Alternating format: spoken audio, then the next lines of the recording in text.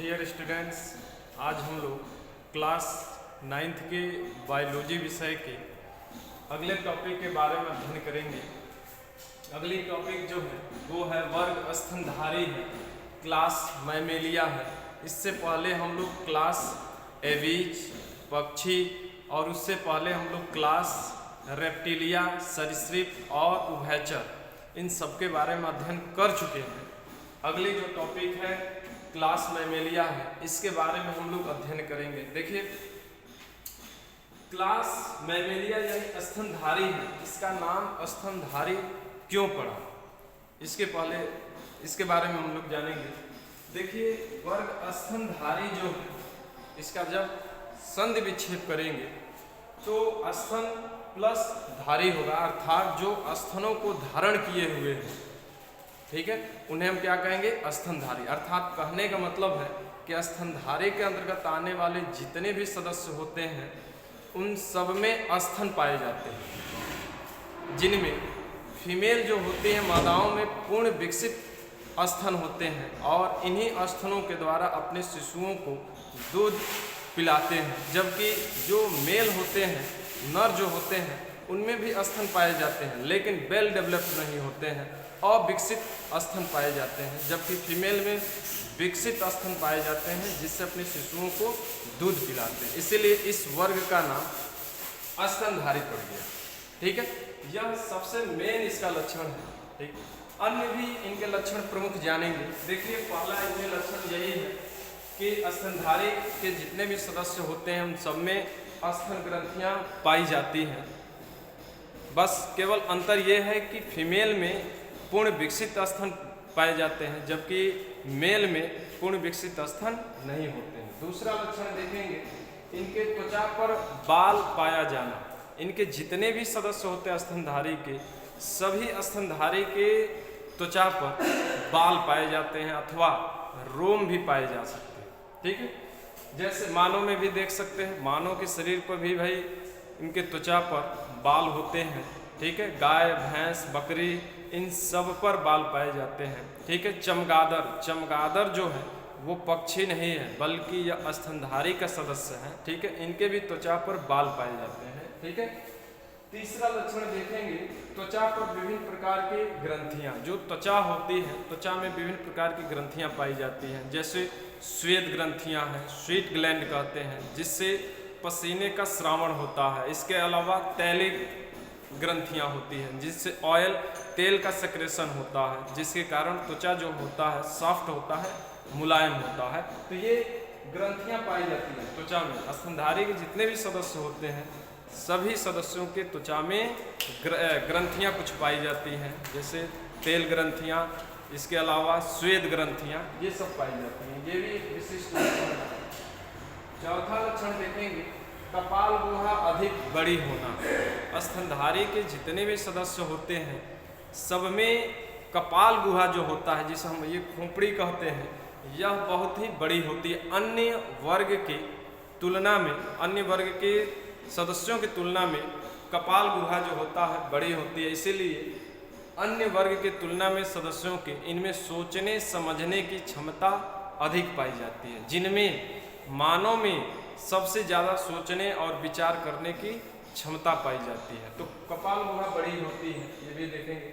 अगला है, पांचवा है, श्वसन फेफड़ों के द्वारा, ठीक है। स्तनधारी के जितने भी सदस्य हैं श्वसन क्रिया फेफड़ों के द्वारा करते हैं। आप लोग शुरू में ही बता चुके हैं कि अगर कोई भी प्राणी स्थलचर जीवन व्यतीत करता है तो वह श्वसन क्रिया फेफड़ों के द्वारा ही कर सकता है, क्योंकि फेफड़े ही जो है स्थलचर जीवन व्यतीत करने के लिए अनुकूलित होता है। इसलिए फेफड़ों के द्वारा ही क्या करता है, श्वसन क्रिया करता है, ठीक है।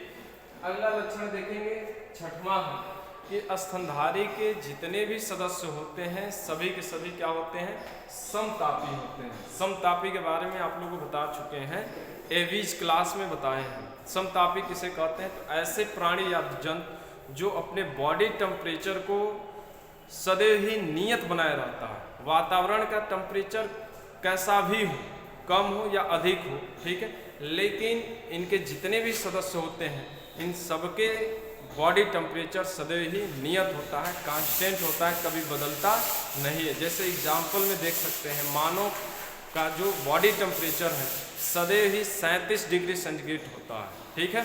ये किसी भी वातावरण में बदलता नहीं है बॉडी टेम्परेचर, ठीक है। तो इसलिए ये समतापी होती है।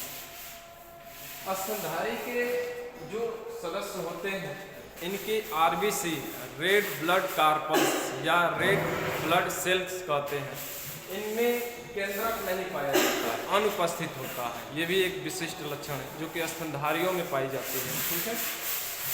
हृदय देखेंगे, हृदय के बारे में तो आप लोग को उभयचर से ही बता रहे हैं। स्तनधारी के जितने भी सदस्य होते हैं इनके हृदय में 4 खंड होते हैं या 4 वेस्म होते हैं, यानी 4 चैम्बर्ड हार्ट पाया जाता है, ठीक है। 2 अलिंद और 2 निलय पाया जाता है, ठीक है।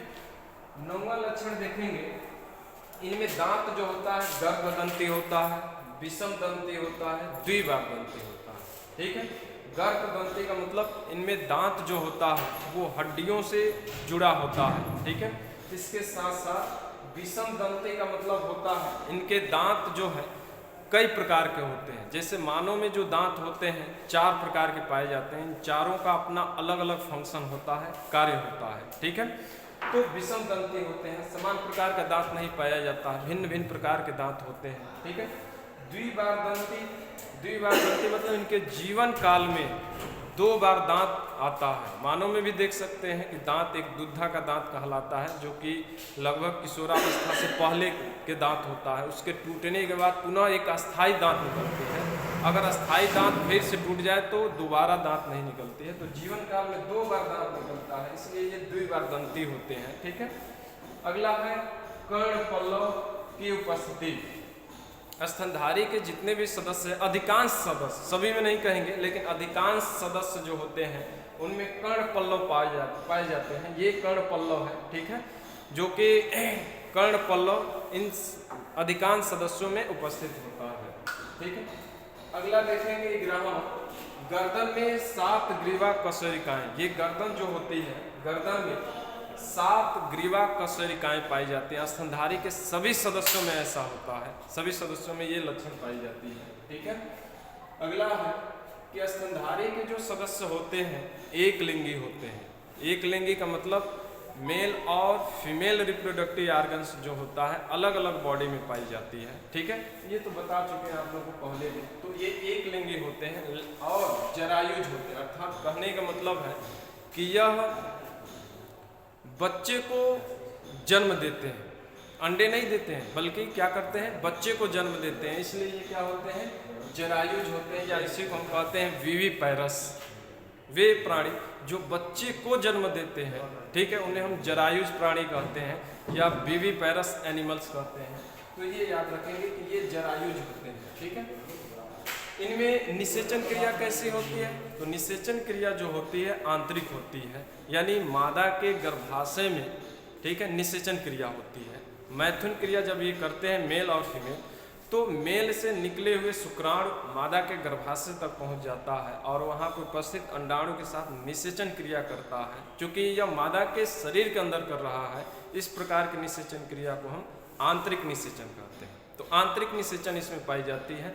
भ्रूण जो है गर्भाशय में ही बनता है और एम्बेलिकल कार्ड के द्वारा प्लेसेंटा जो है, जो गर्भाशय की दीवार है उसके साथ जुड़ जाता है। इस प्रकार एम्बिलिकल कार्ड और प्लेसेंटा के थ्रू होते हुए इनके भ्रूण का पोषण होता है, ठीक है। तो शिशु का विकास जो है गर्भाशय के अंदर ही होता है, ठीक है। तो ये जरायुज होते हैं। लास्ट जो लक्षण है इनमें पैतृक संरक्षण पाया जाता है। पैतृक संरक्षण अर्थात इसको पेरेंटल केयर कहते हैं, यानी स्तनधारी के जितने भी सदस्य होते हैं ये अपने शिशुओं की देख रेख करते हैं, ठीक है। जब माता पिता के द्वारा शिशुओं की देख रेख की जाती है तो इस क्रिया को हम पैतृक संरक्षण अथवा पेरेंटल केयर कहते हैं, जो कि स्तनधारी के सभी सदस्यों में पाया जाता है, चाहे वो शेर हो, ठीक है, या ये कहें कि अन्य बकरी, गाय, भैंस, मानव, इन सब में पेरेंटल केयर पाई जाती है, ठीक है। तो ये विशेष लक्षण है स्तनधारियों को जो कि आप लोग इसे बढ़िया से समझ लेंगे और इसका नोट्स भी बना लेंगे।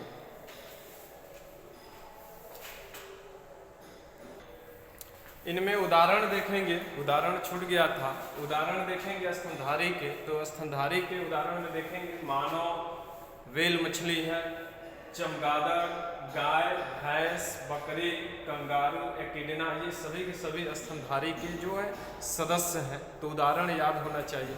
तो आज के लिए बस इतना ही। कल फिर इसके अगले टॉपिक के बारे में अध्ययन करेंगे।